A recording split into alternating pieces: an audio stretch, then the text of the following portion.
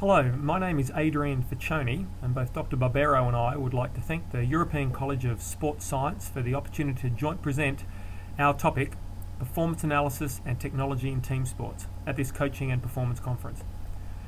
I'll be giving an overview from each slide, and Dr. Barbero will elaborate where needed. The goal of this presentation is to take you through why technology is needed in elite team sport performance, what is currently out there and available for coaches and sports scientists alike, and we would then like to introduce you to some of the latest technologies being developed and implemented in a variety of team sports around the world. We aim to show that through the appropriate implementation of sport technology, the player will have greater improvement, develop better skills, and sustain less overtraining injuries as a result. The acceptance of some of the latest technologies may require coaches to adopt different approaches to training regimes, but acceptance can lead to substantial improvements in the individual and team's performance. The game demands of all the major team sport games have improved substantially over the past 3 to 5 years, with greater intensity, higher running speeds, better tactics and skills resulting in the requirement of better prepared athletes for this competition domain. Unfortunately, many codes still suffer from antiquated training routines brought to these clubs through the hiring of coaches who are elite players in their time who often, but not always, apply their successful training principles of the 60s, 70s and 80s to the new team sport requirements of the 2000s. Now, we don't disagree that there are some aspects of sport history that is not only relevant but necessary, but so much has changed during this time that you are unable to do justice to a club, team or players by not embracing the latest methods and technologies available to you. Even now, the best coaches must resist blindly accepting what is already current in training modalities. It is very important that the boundaries are constantly being tested. This is what leads to sport progressing to new levels and new performance.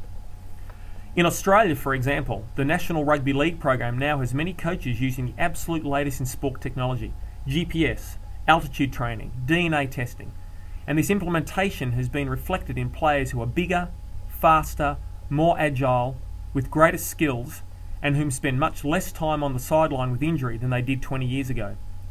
It is this mindset that we are hoping will be adopted in all main team sport codes around the world. As we are all aware, there are at least 4 key aspects to sport performance, and it is vital that each is developed to the maximum of the player's ability if you wish to gain the most from those athletes in your programs. It is then the correct periodization of all these factors that results in elite performance. Excellent in any one factor alone will not guarantee success. A crucial area is that of loading and recovery, commonly stated as the periodization of training. There are many factors involved, and the requirement to individualize for each player can put considerable strain on the available resources of a single club. It can be through the appropriate implementation of sports technology that more efficient periodization and individualization can be achieved without having to drastically increase support staff to implement these changes. The quantification of workload is just one of those variables that has, up until the recent availability of technology, been very subjective, resulting in a portion of players in any squad being undertrained, another group overtrained, and the remainder being applied the most appropriate stimulus to maximise their athletic development. Traditionally, team sport training has been time-based, but with the advent of technology to measure workloads, training can now be based on volume or intensity of effort rather than some subjective time period. This new paradigm does take some getting used to, but the results can be tremendous. The variables associated with workload alone are complex and varied. Ultimately, the elite team sports coach should take into consideration all of these variables in the daily, weekly and monthly planning of training routines for their players. We can break the key tasks down to 3 basic principles. Firstly, the implementation of training routines that maximise the development of both physical and tactical objectives for both team and individuals. Second, we can determine the appropriate volumes and intensities built around a robust periodization strategy for each individual and the whole team. And thirdly, if you get close to achieving the first and second points, then you should see this reflected in the minimizing of injuries and off-field time. There are many examples in elite football where the implementation of many of these strategies have been directly correlated to a dramatic decrease in training injuries.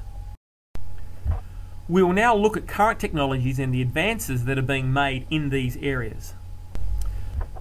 A heart rate measurement has been around for some time, as we're all aware, but in the past 3 to 5 years, some very interesting and useful research has resulted in new ways of viewing your players' heart rate data. The two key areas have been that of EPOC, or post-exercise oxygen consumption, and the RR, or heart rate variability.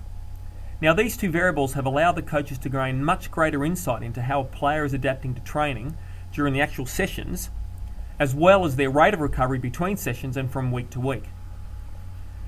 We see future development will include moving away from the standard chest strap, the bane of most athletes around the world, with smaller and smarter detection methods that will be applied around the body, such as examples of measurement through the ear or finger or on other places that become less of an irritation to the players. VO2, or oxygen uptake, by itself really has limited application, but in conjunction with, say, GPS data, blood analysis data and video, really allows the coach to glean much greater functional information from the players during any training cycle. We see future advancements will really include the accurate measurement of VO2 without requiring the measurement of gas exchange. This may be possible through the implementation of a combination of heart rate and loading outputs, as might be measured by an accelerometer. This really will allow us to start to view performance data in a real game situation rather than having to have a person on a treadmill in a lab or having to wear some unusable device, as can be seen in this particular slide. Video analysis and the use of a variety of programs now have really seen an exponential improvement in how teams conduct themselves during a game. Again, we see future development in this area includes real-time video and statistics being streamed to the coach's box during a game, which is already happening in a number of codes around the world. The integration of GPS and other biometric data with video, and then software that can data mine the vast amount of information recorded in each match to evaluate advanced tactical and technical aspects of each competitor for future matches. There are a range of software packages now available that combine video with statistics. Many clubs in Australia have software licenses for every player in the club, so that 24 hours after a game, each player is able to log in, view their own performance, video, statistics, biometrics, allowing them to learn from what they did in the previous day's game. Also, this gives them greater insight into why the follow-up tactical training sessions are being run as they are. We really see that greater education from coach to player results in a smarter team, better cohesion, and ultimately superior results. A new package that we are involved with will combine the best of video, statistics, GPS, and biometric data into a single comprehensive analysis package. This system is currently under development, but will bring a whole new way a coach and player can analyse what they did and how to improve on prior performances.